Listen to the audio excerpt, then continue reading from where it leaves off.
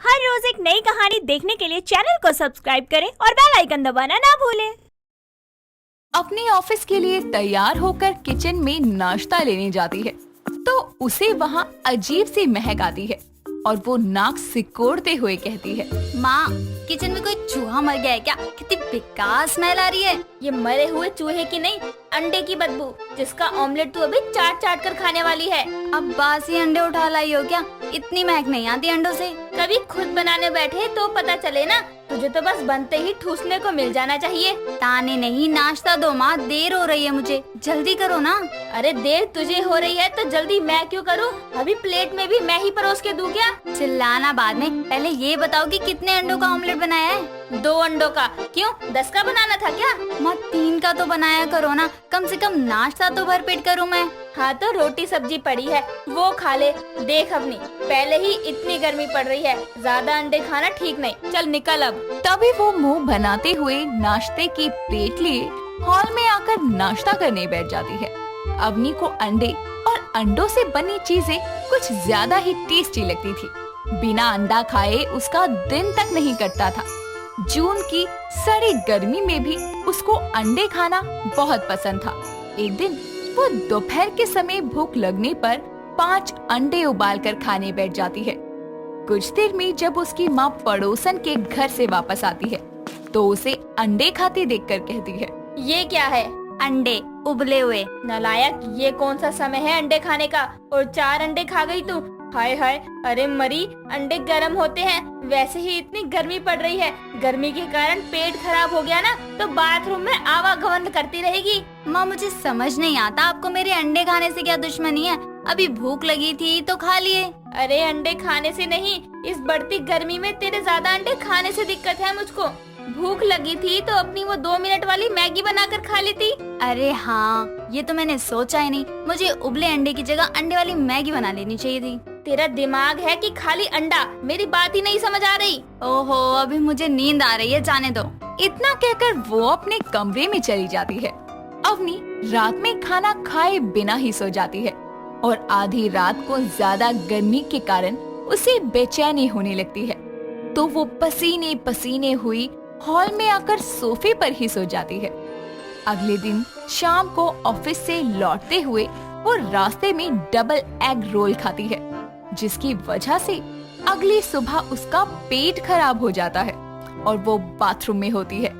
तभी उसकी सहेली रितिका उसके घर आती है। नमस्ते आंटी, अवनी कहाँ है? अरे क्या बताऊं बेटा, गर्मी के कारण तबीयत ठीक नहीं है उसकी, दस्त लग गए उसे तो बाथरूम में घुसी पड़ी है। मालिनी इतना बोल ही रही थी कि तभी पेट पकड़े अवनी अपने कमरे से आती है और अपनी माँ का हाथ पकड़ते हुए धीरे से कहती है, माँ क्या दस्त लगा रखे बोल रही हो? लूज मोशन नहीं कह सकती, उसके सामने मेरी इज्जत का फलूदा बना रही हो। लूज मोशन कहने से बीमारी बदल जाएगी क्या? जब कहा था कि बेटा गर्मी में ज्यादा अंडे नुकसान करते हैं, मत खा, तब तो मानी नहीं तू। आंटी आप शांत हो जाइए, मुझे पता है इसकी तबीयत खराब है, तभी इससे मिलने आई हूँ और अपनी आंटी की बात से भी मैं सहमत हूँ। तू अंडों की इतनी शौकीन है ये भी जानती हूँ, इसलिए अपने खाने पीने पर ध्यान दे। हाय, फिर से प्रेशर बन रहा है। रितिका तू बैठ, मैं आती हूँ। जल्दी जा, कहीं रायता यहीं ना फैल जाए। तभी अवनी अपना पेट पकड़े कमरे की तरफ भागती है। उसे ऐसे भागता देखकर रितिका हंस पड़ती है। एक हफ्ते में अवनी की तबीयत ठीक हो जाती है और उसकी माँ उसके चलते घर में अंडे लाना बंद कर देती है तो वो कभी कभी बाहर से अंडे खाने लगती है। समय बीतता है और उसकी शादी मानव नाम के लड़के से हो जाती है। शादी की अगली सुबह जब वो सोकर उठती है तो मानव उसके लिए नाश्ता लिए कमरे में आता है।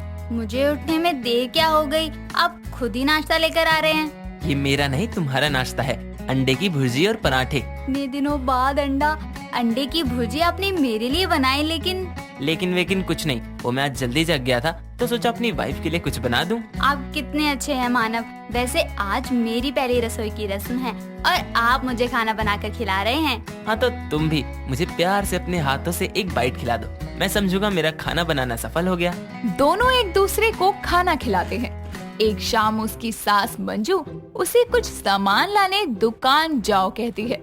दुकान पर सामान लेते हुए उसे वहाँ रखे हुए अंडे दिखाई देते हैं, जिसे देखकर वो खुद को रोक नहीं पाती और सामान के साथ अंडे की एक ट्रे भी उठा लाती है, जिसे देखते ही उसकी सास कहती है, बहू ये अंडे की पूरी ट्रे किस खुशी में उठा लाई तू?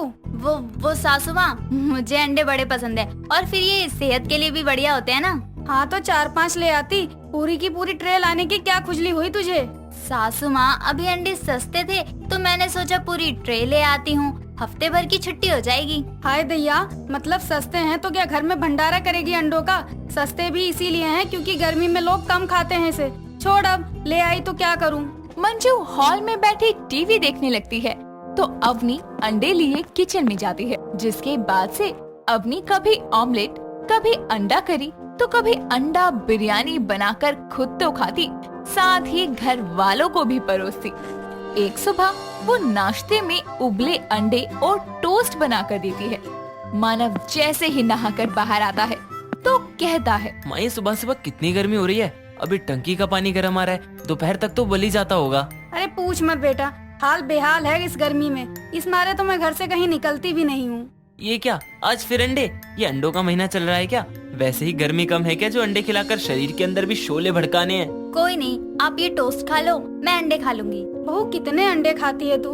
अरे अंडे से सेहत बनती है तो बिगड़ती भी है। सासू माँ, अभी अंडे उबल गए हैं तो फेंक थोड़ी दूंगी।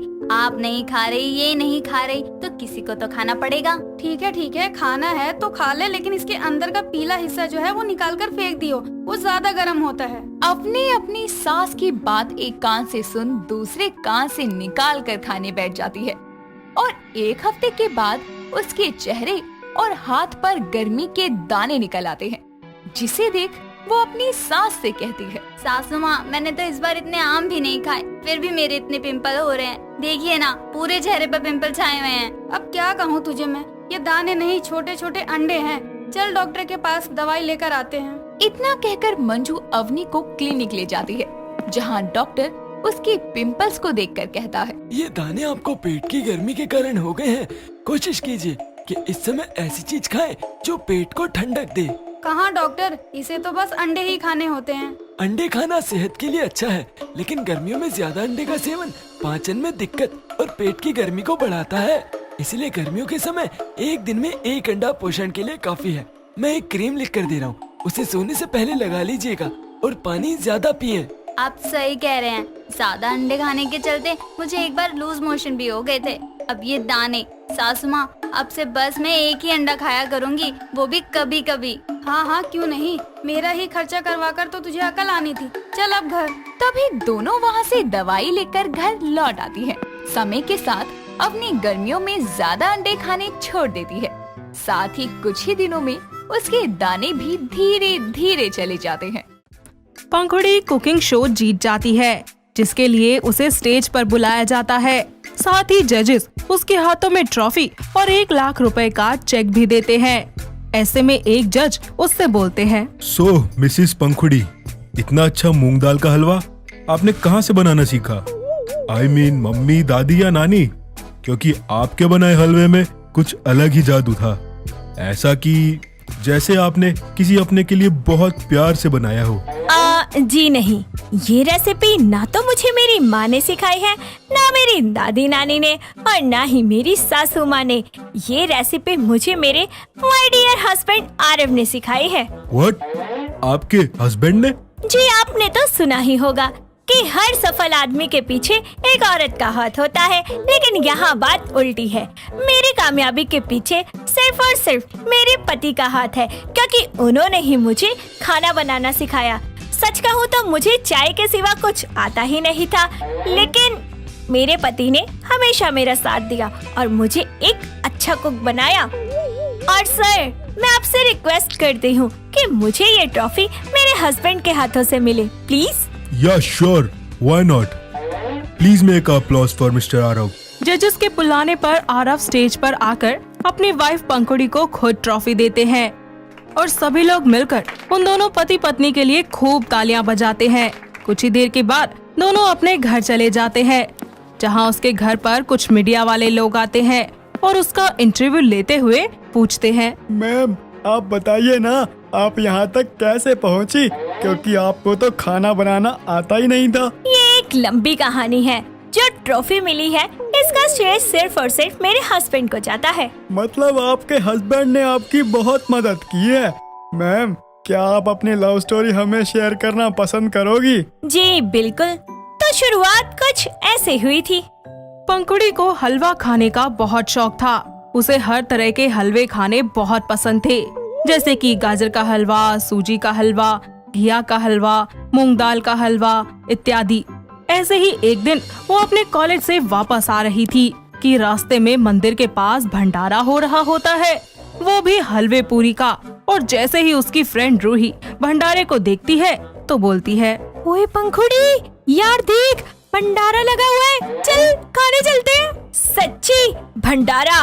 ओए चेक करना हलवा बना है क्या। सबसे पहले तो मैं वही खाऊंगी। हाँ ठीक है चल। इतना बोलकर वो दोनों भंडारे में चली जाती है और हलवा लाकर खाने लगती है।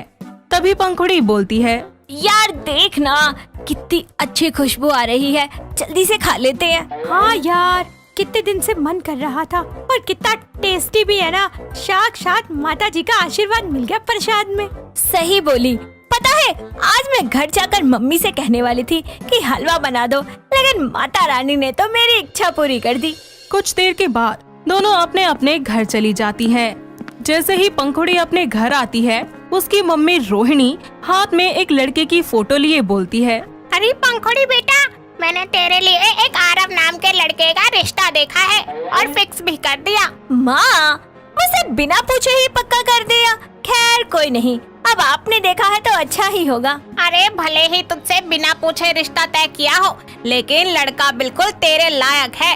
ये देख उसकी फोटो। अब बता कैसा है लड़का? माँ, लड़का तो मस्त है। इतना कहकर वो फ्रेश होने के लिए चली जाती है और कुछ देर बाद वापस लौटती है। दोनों माँ बेटी मिलकर गाजर का हलवा खाती हैं। अगले महीने ही रोहिणी अपनी बेटी पंखुड़ी की शादी आरव के साथ धूमधाम से करवा देती है। दोनों अपनी शादी के बाद पहली बार लंच में साथ जाते हैं कि अचानक से उनकी कार खराब हो जाती है। दोनों कुछ बातें ही कर रहे होते हैं कि तभी पंखुड़ी बोलती है, ओ क्या ओ? ये कोई ओ वाला मोमेंट नहीं है, ओके? तो कब होती है आपकी ये ओ मोमेंट? बताओ, मुझे तो समझ नहीं आती। नहीं समझ आ रहा तो मत बोलो। लेकिन मुझे समझना है, आप अभी समझाओ मुझे। ये समझाने का वक्त नहीं है कोई। अब चलो यहाँ से, गाड़ी स्टार्ट हो गई है। दोनों साथ में टाइम स्पेंड और लंच करके वापस घर आ जाते हैं और उसकी सास सुरेखा उससे कहती है, अरे बहू, आज राजमा चावल बनाने हैं। मेरा बहुत टाइम से दिल कर रहा है खाने का। राजमा चावल? क्या करूं? मुझे तो राजमा का राह और चावल का चा भी बनाना नहीं आता। चाय के अलावा आज तक मैंने कुछ बनाया ही नहीं है। अरे क्या हुआ बहू, तू क्या सोच रही है? कुछ भी तो नहीं माँ जी। इतना बोलकर पंखुड़ी रसोई में चली जाती है और खुद से कहती है, क्या करूं, कैसे बनाऊं? हाय, मैं कहाँ फंस गई। माँ जी को पता चल गया मुझे खाना बनाना नहीं आता तो मैं क्या करूंगी? उसकी ये बात आरव सुन लेता है और उसके पास आकर बोलता है, पंखुड़ी, तुम फिक्र मत करो, मैं तुम्हें खाना बनाना सिखाऊंगा। आरव जी, आप कब आए? आपने मेरी सारी बात सुन ली ना? कोई बात नहीं पंखुड़ी, तुम एक शेफ की बीवी हो। तुम्हें जब तक बढ़िया बढ़िया खाना बनाना नहीं सिखा दूं, हार नहीं मानूंगा। चलो, इससे पहले माँ मुझे तुम्हारे पास देखे, हम राजमा चावल बना लेते हैं। जी आरव जी। इतना बोलकर आरव चोरी चुपके पंखुड़ी को राजमा चावल बनाना सिखाता है। कुछ ही देर के बाद खाना बनकर तैयार हो जाता है। अच्छे से सलाद के साथ पंखुड़ी खाना टेबल पर लगा देती है, जिसके बाद सभी मिलकर खाना खाते हैं। जिसे खाने के बाद सुरेखा बोलती है, अरे वाह बहू, मजा ही आ गया खाकर, और खाने को इतनी अच्छी तरह से टेबल पर सजाया। वाह बहू, बढ़िया, बहुत बढ़िया। हाँ माँ जी, थैंक यू।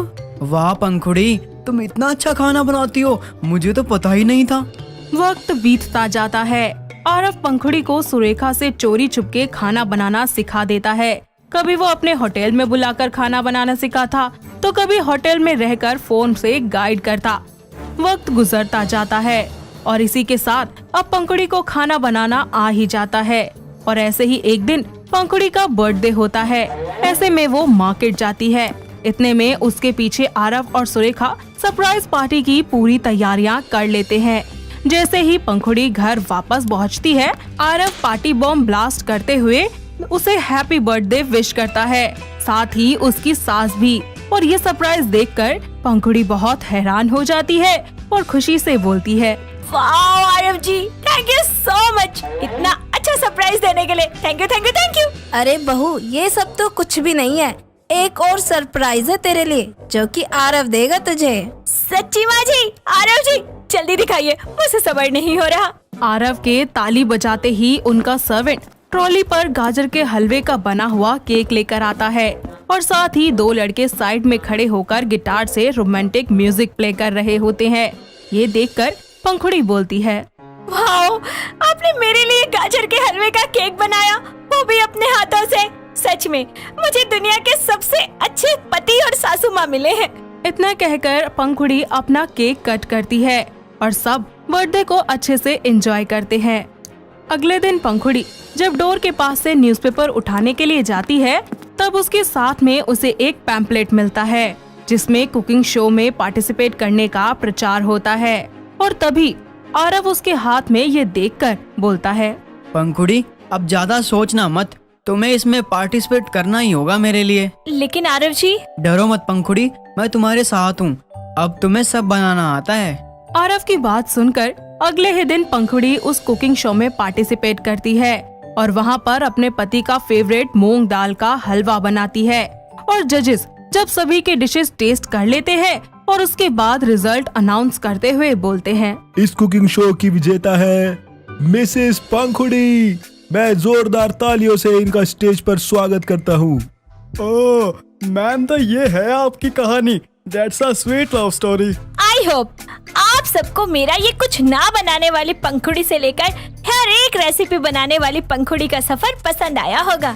मीडिया पंखुड़ी की दास्तां सुनकर वहाँ से चली जाती है और अब पंखुड़ी अपने पति और सास को अलग अलग तरीके का खाना और नए नए तरीके के हलवे बनाकर खिलाना शुरू कर देती है, जिसके बाद सभी एक साथ मिलकर खुशी खुशी रहने लगते हैं।